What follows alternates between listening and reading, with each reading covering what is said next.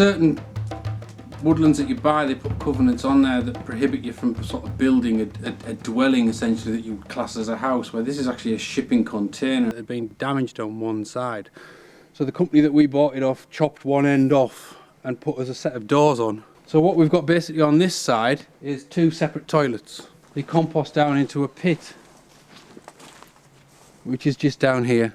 We've got no natural water supply here, no sort of stream, and we've got no mains water supply. So what we've actually done is we set the container up on a little bit of an angle, leaning to one corner particularly, and I've got guttering down the outside, and what actually is the rainwater runs off the roof and collects into two of these 1,000 litre IBC tanks. And then what I do is from time to time when the tanks outside are full is I'll pump the water into this water tank here and fill that up to 1,000 litres, and that gives you enough sort of head and pressure capacity to fill the toilet systems and operate the sinks for washing hands as well.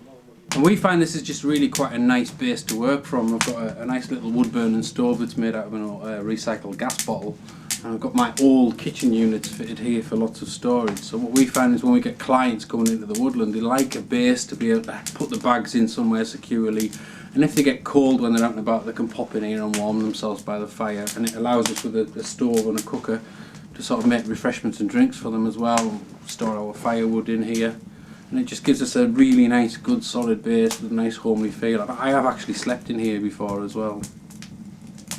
And it's warm enough? It would be quite cold and damp without the fire, but with the fire on you can get a nice warm cosy night in here and just keep feeding the fire. It's lovely.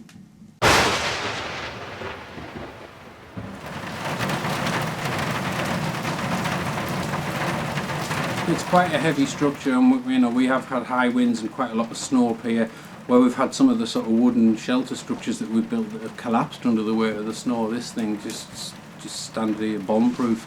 It's quite secure as well. You can lock the doors up quite well.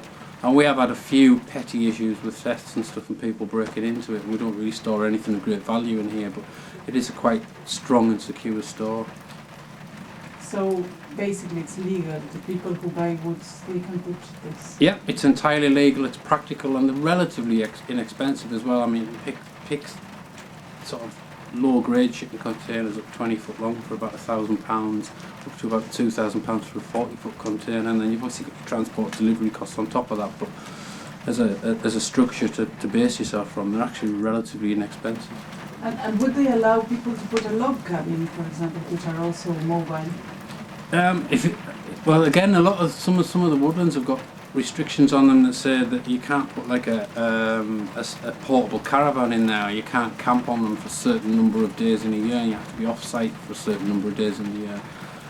Log cabins, although I know there are a few on this particular site, it's probably a little bit of a grey area as to whether you're breaching your covenant or not. It depends what you're using it for. I mean, if you're obviously going to try and set up a log cabin where it looks like you're going to permanently live as a residence, that would be against the agreement.